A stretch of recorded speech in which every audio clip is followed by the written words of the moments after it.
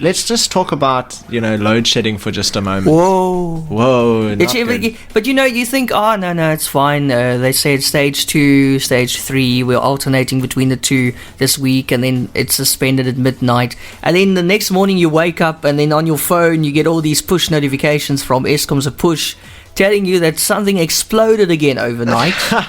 Which is, listen, I'm telling you, it is pure sabotage.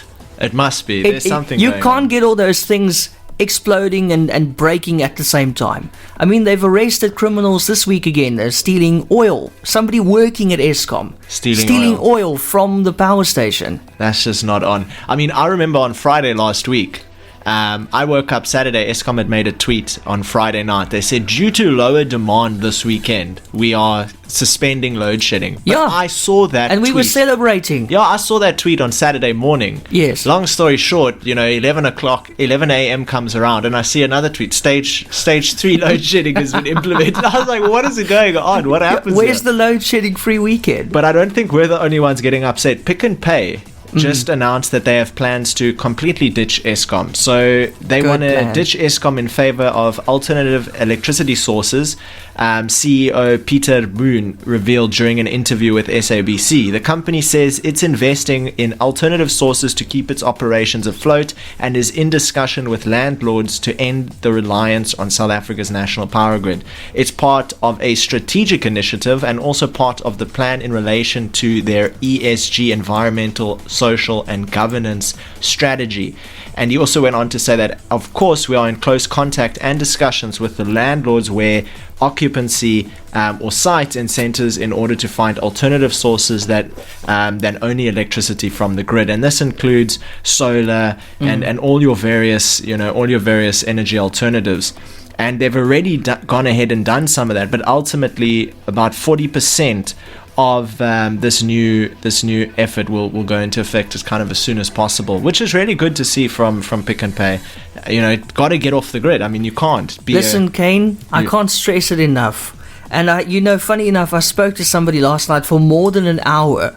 I'm not going to mention his name, but he's working for a leading solar company in South Africa. Okay. He knows exactly what's happening. He's got inside information as well as to exactly what's happening at Eskom. He knows all the guys, and he's telling me it's not a question of when the power grid is going to fail completely.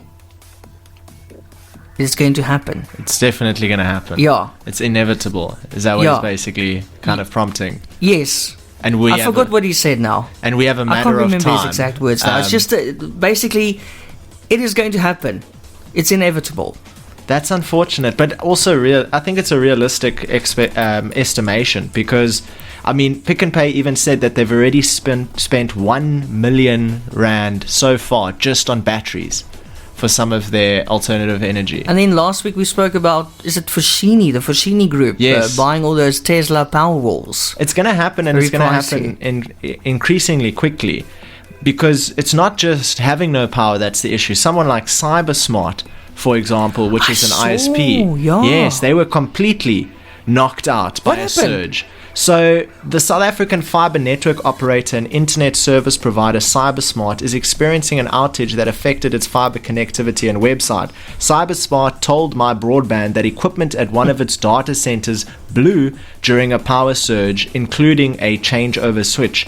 It added that all enterprise services are back online after manually switching to its second generator. However, CyberSmart is still having issues with one of its authentication servers and the virtual machine hosting its website. But this was quite nationwide. There was issues reported in Johannesburg, Durban, Cape Town, all because this company got surged by power returning, and it completely obliterated their infrastructure for a time. But don't they have surge protectors, or doesn't it work? I think they have got surge protectors in place, but a surge protector can only do, it can only do so much. So much, yeah. It's not going to prevent an outright amount of power going through, but it should be implemented. But that just shows you like a national a national ISP can get completely, have its legs completely pulled from underneath it with a power surge. Yeah. That's dangerous, because that's not the only business that would be affected by something like that. It's just a business that serves a lot of customers. But Ken, I have to ask you a question now. What? Related to load shedding. Yes. When there's load shedding, you know that it's coming. You check the schedule, okay? Do you? Okay. Yes. Okay. So now you see it's coming in 10 minutes or so. Do you just leave everything on and let it shut down by itself when the power goes off, or do you go around and switch off everything manually first just before it goes out? I think there are, just in all honesty, I think it's a mix of both, because there are like very important electronics that just, I don't want to play with fire. What do you do with your computer? You switch it off. Yeah, no, that's the right thing to do. Yeah. Because people leave their stuff on and they just let it go off with the power. You shouldn't do that. It damages your equipment. I find it very frustrating that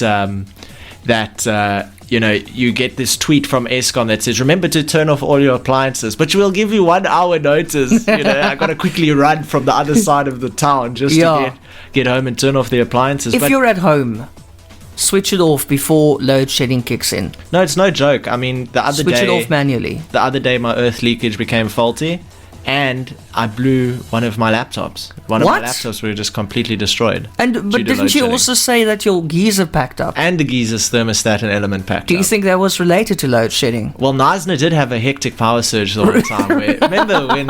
With your lucky lotto star. No, my electrical box didn't even have a number to represent how many units. It was just running these numbers. It was just lines, and it was going on and off. And it was very frightening. I think that probably fried your stuff, eh? No, it did. It did a number. Yeah, no, I can vouch. Did you fix your earth leakage? It's all fixed now. But yeah, that's and your the case. geezer's also fixed. Geezer's also fixed. How did the laptop fry? It was just operating, and then power must have surged and went through the charger into the laptop, and the laptop just shut down. And was it plugged into a surge protector? Yes. Oh, that's very concerning. Yeah, no, I thought at least you had a surge protector then. Now I'm very concerned. Even my computers connect. The one extension, it has a surge protector on it, and then the extension it connects to has a surge protector on it. And it still fried it. Yeah, it went straight through the defenses. But those surge protectors, you have to be careful. You actually have to register the purchase of your surge protector to actually claim, because some of them say you have 30,000 Rand warranty. So if anything happens, but you have to register that product online. Otherwise, you don't get anything. You can't go running afterwards. No. Hey. But they don't necessarily make it like very obvious. You're probably going to figure out the hard way about that one. Yeah. But that's not the only initiative in South Africa regarding clean energy. South Africa wants to build electric cars using 128 billion Rand worth of renewable funding. So what that means is they essentially want to spend billions of dollars fostering an electric vehicle industry, complicating efforts to finalize a $8.5 billion climate aid package before next month's United Nations Climate Summit. The landmark funding plan unveiled at last year's climate conference in Glasgow was meant to help South Africa wean itself off of coal. It was hailed at the time as a prototype for other developing countries transitioning to cleaner energy, but talks are now mirrored in disagreements about how the money should be used. The US, UK, Germany, France, and the EU, which are providing the funds, want them almost entirely invested in replacing the country's coal-fired power plants with renewable energy. And also South Africa wants a big chunk of the money to go into developing electric vehicle manufacturing. It has included a 70 billion Rand 5-year subsidy program in an updated draft of its investment plan presented to funding partners this month. Two people who've seen the proposal said. They also asked not to be identified because the investment plan hasn't been made public yet. In total, the plan suggests 128 billion Rand of spending on electric vehicles, with some of that money going on industrial development and innovation programs.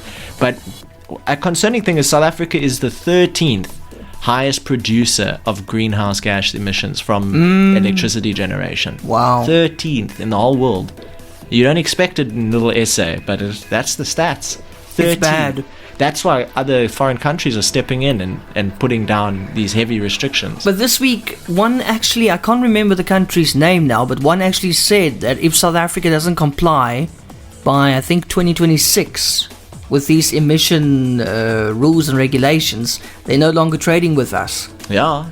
No, They're very serious. They're Yeah, very serious. sanctions. They're very serious about it. And Eskom actually went and turned around. Remember, we covered it in one of the previous tech shows, where Eskom turned around and said, "Look, if South Africa doesn't ease these emission restrictions, Eskom won't have enough money to retrofit their equipment with, carbon emission cleaning devices, and they won't have enough power to provide into the country, because turning off power stations is the only way to meet those emission requirements."